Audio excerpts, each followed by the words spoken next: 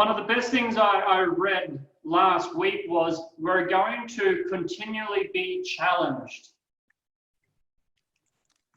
And our clients are going to continually be challenged. They may be getting challenged with their mindfulness. They may be having challenges with, should I commit to goals and go hard, or should I commit to myself? That can be a challenge. They might have challenges of making their first client, or their first $1,000, or their first $1 million.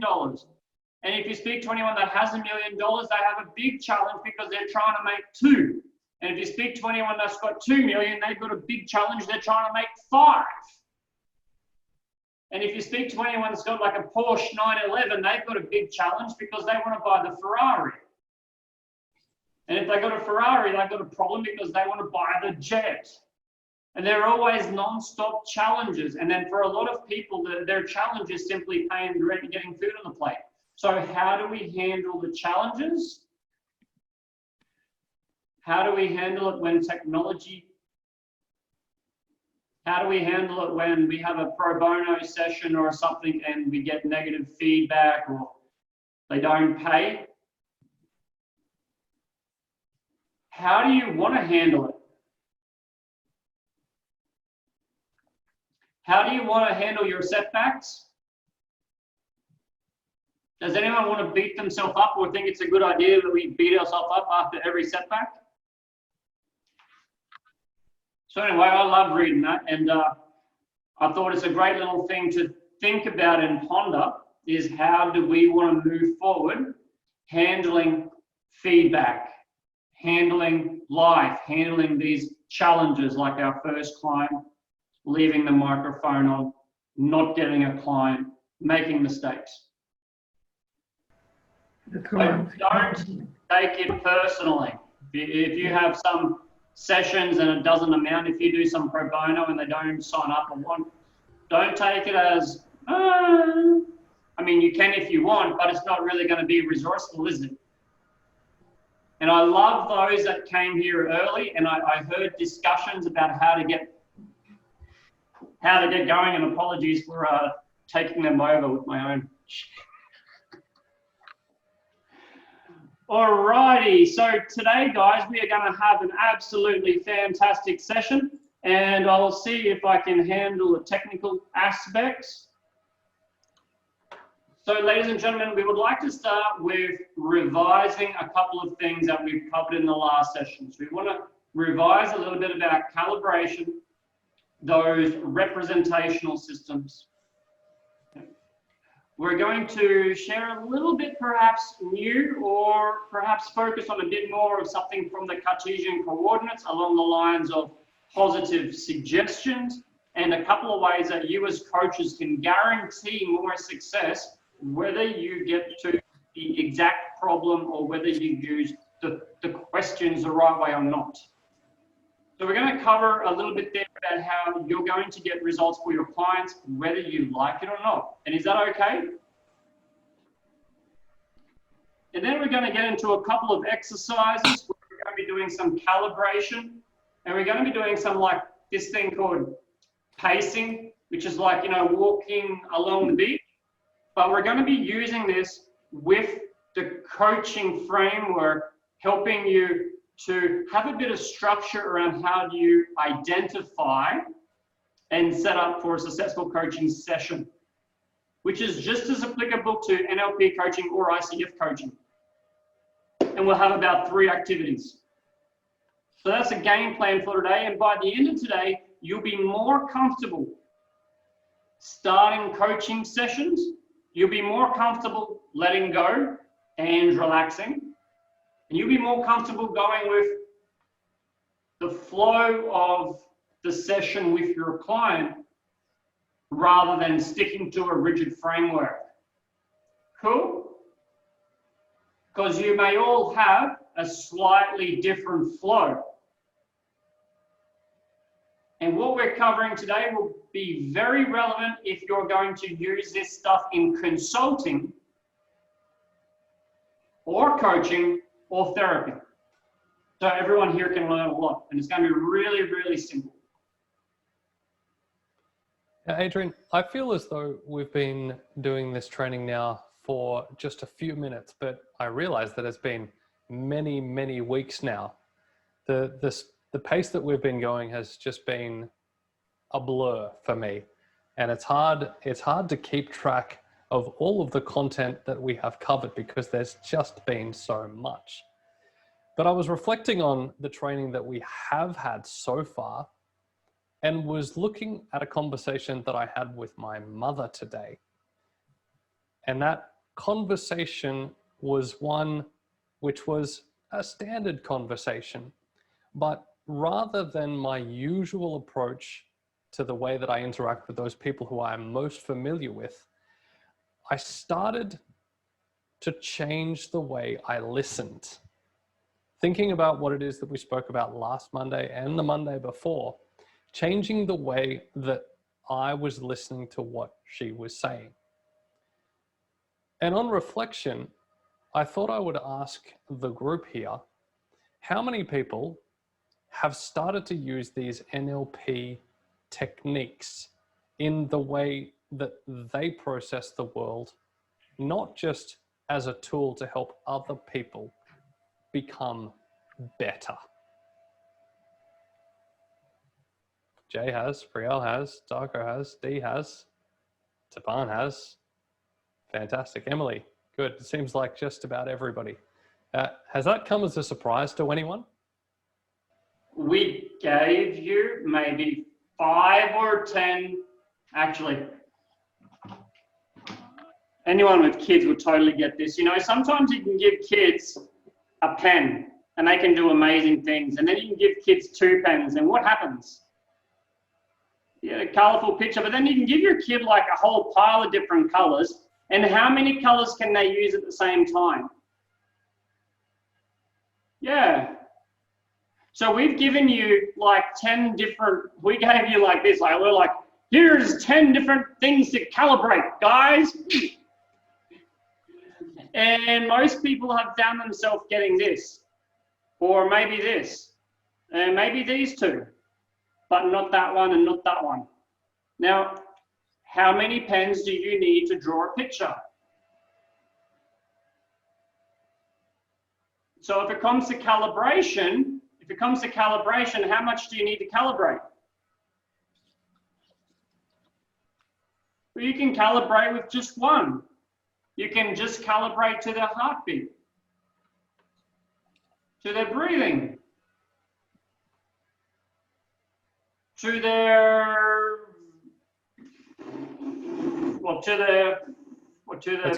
Let's go with language patterns. Yeah. Not digestive patterns. Let's go with facial expressions. Let's go with tonality. Let's go with speed. So someone could come in to meet you and they could be talking really fast and it's like, I've got a lot of things going on, I've got this, I've got that, la la la la la. You could calibrate with that.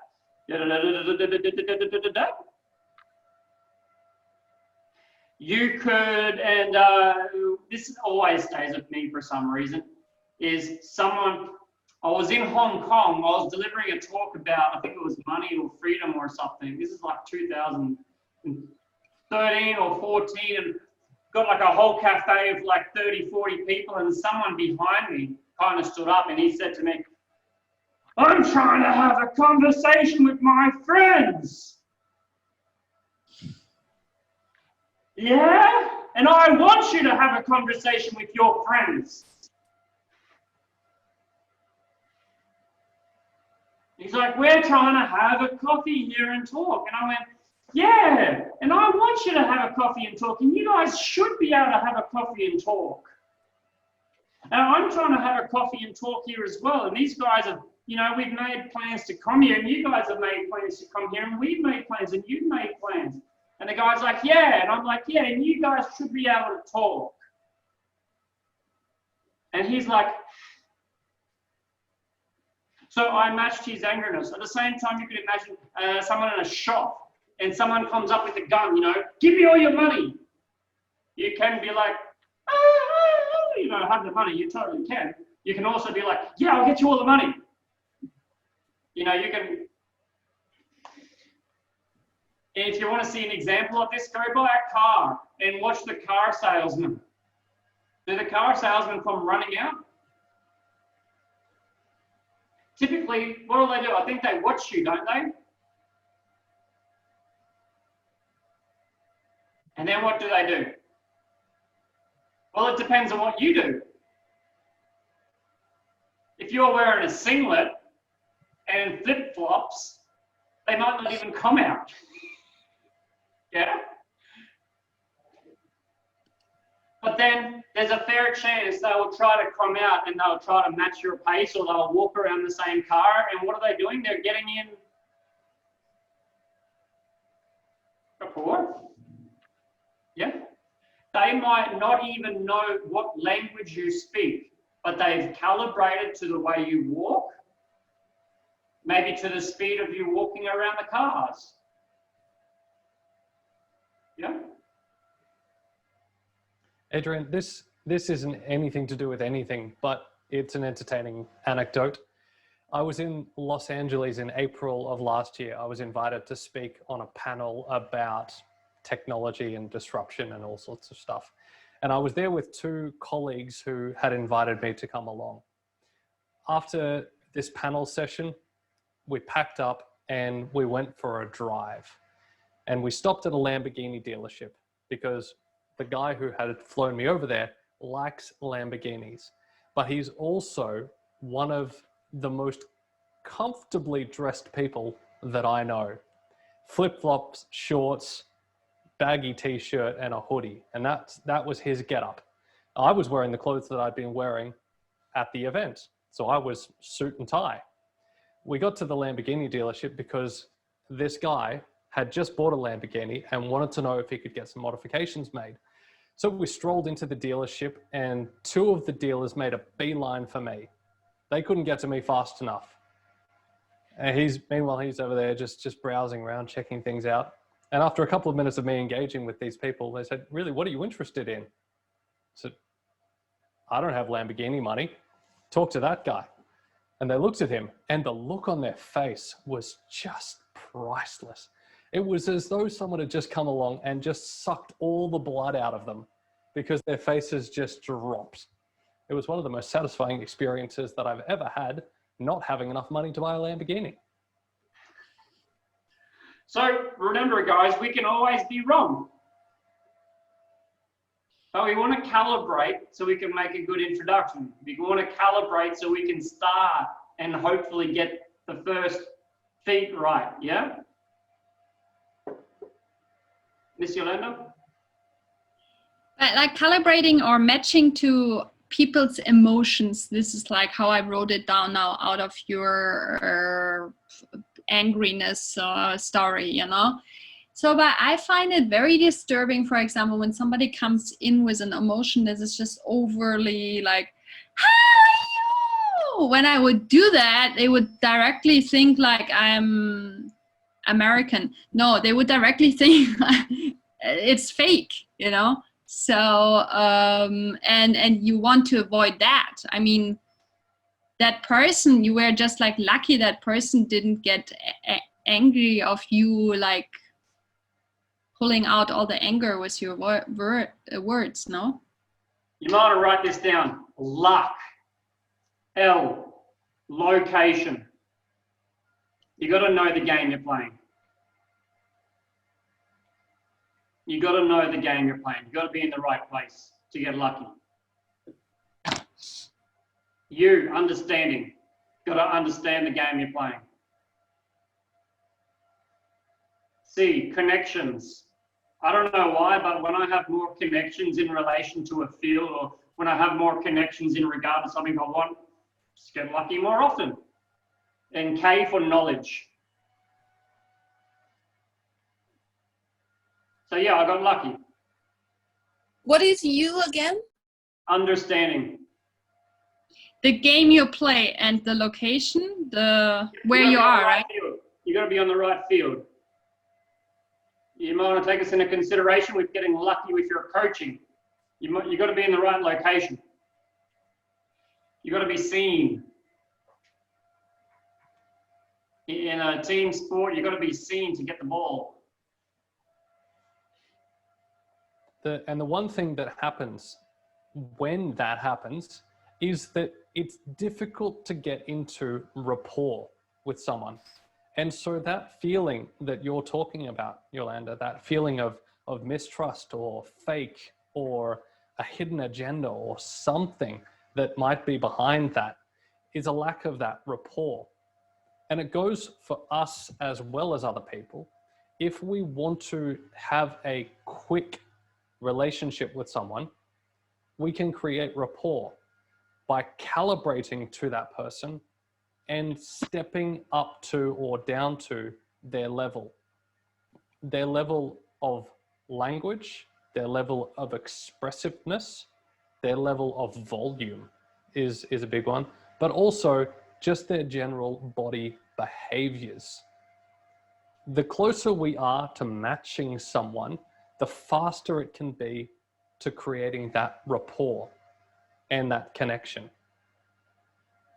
When you go to a sales event, if you're the salesperson, if you're the car dealer in Adrian's story, and you go to someone with full energy and they're not anywhere near that level, then it's unlikely that there's going to be an instant connection. But if you go to someone and you're somewhere near their level, then you're more likely to have a more immediate connection. It's a very superficial way to look at rapport, but in most situations, superficial will get you a long way. Raquel? I was just about to say that I had to use, and I didn't, well, I mean, I knew the name of it, but I didn't know I was doing it until I thought back because it was just intuition. I had parent-teacher conferences this Saturday. And I had, because of COVID, I had to do each parent individually. I couldn't have them all in a room. I had the same meeting prepared for every single parent. But I adjusted according to how they entered the room. Like, and my feeling after they left was different depending on how much work I had to calibrate to their energy and understand where they were coming from and what they actually meant. So now that we're talking about this, is all coming back, and I'm like, yeah, that's what I was doing. Okay, that makes sense. So we've given you like a whole pile of different colors, and as Chris is saying, if you get some of the colors, you're going to be more powerful. If you're able to get 4 instead of 2, you know you're going to do better. The more you can get, the better. But you might just need a couple to get a hit. And guys, we've given you this many. This many has gone into your unconscious. From your unconscious comes more of the intuition. Your conscious may be, I can only recall 2. But your unconscious can recall all of them. It's all in your unconscious. It's just your conscious is just recalling a little bit. So sometimes after these sessions and later on, this happens all the time with NLP, afterwards people are thinking, what the hell did we learn? And it's because we've given all this to the unconscious, because I would rather you guys walk away with an unconscious understanding of 10 than a conscious understanding of 2. If you walk away with a conscious understanding of 2 and then you go to practice them and your client says problem, blah, blah, blah, you've just forgotten what they are. You've just consciously forgotten the 2. Now, if you unconsciously get 10 and you relax, your intuition will pick them up for you. Your intuition will pick them up for you. That's why I keep kind of saying things about relaxing, being comfortable with the unknown, because when you're more relaxed, that will allow your intuition or your unconscious to work more easily. And if you're having a one-to-one conversation with someone, imagine the first time meeting a boy or a girl, and you're thinking to yourself, what am I going to say? What am I going to say? You know, it's just stupid, isn't it? So we relax, let the unconscious pick it up. But we want to consciously grab to help you guys remember. And perhaps you can remember, oh, I haven't tried that color. I'm going to try that color this week. So out of that calibration stuff and out of stories like Raquel, what do you think is going to be some of the keys for calibrating with your future clients over the phone?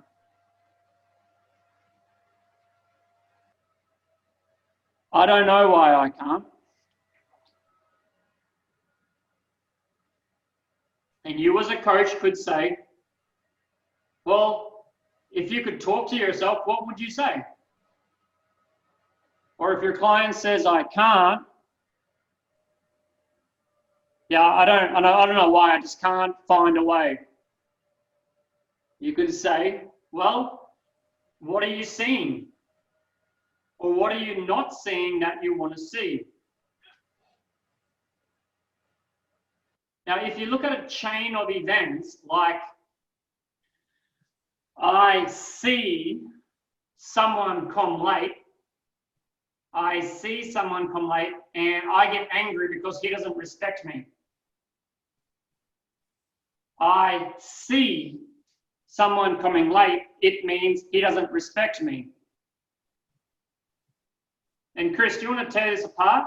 I see that guy comes late, he doesn't respect me. Wow, there's so much in that to tear apart. Starting with the language of the representational systems, the I see is that visual projection of the scenario, the construct of a future situation or a previous situation. Chances are, though, he's constructing this scenario in his mind as opposed to recalling things, because he's talking about the future. I see this person coming late. So he's focused on the visual, and that's being reflected with his language. So we can talk about that. Now, we've spoken about all of the different colors that we've given you, the language that you can look for, the way that you can calibrate to someone's voice, to someone's face, to someone's breathing, to someone's language patterns, to someone's pace when they're speaking, to the pitch, to the speed, all of those things. What we would like you to do next is we're going to break you out into rooms, and there's going to be 2 questions that you can ask each other. The first question is asking what your original purpose for coming on this course was. What was your original purpose? And the second question is, what is your purpose for continuing now?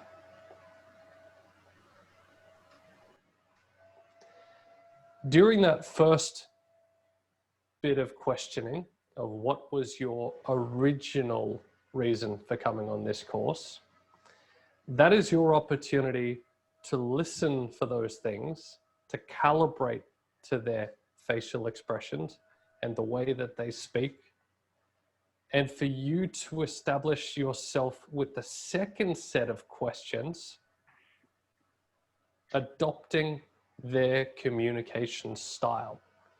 So to calibrate and then reflect the way that they present themselves.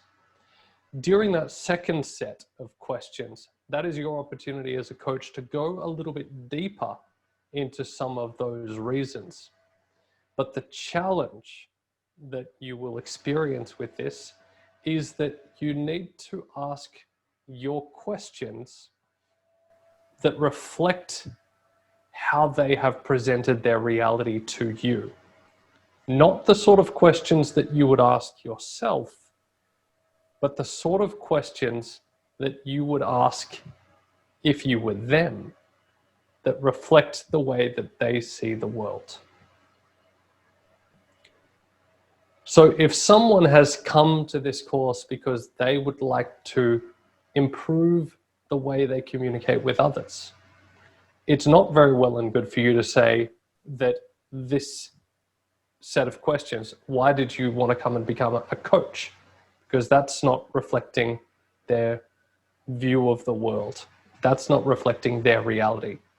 So your questions would need to be akin to their reality, not yours.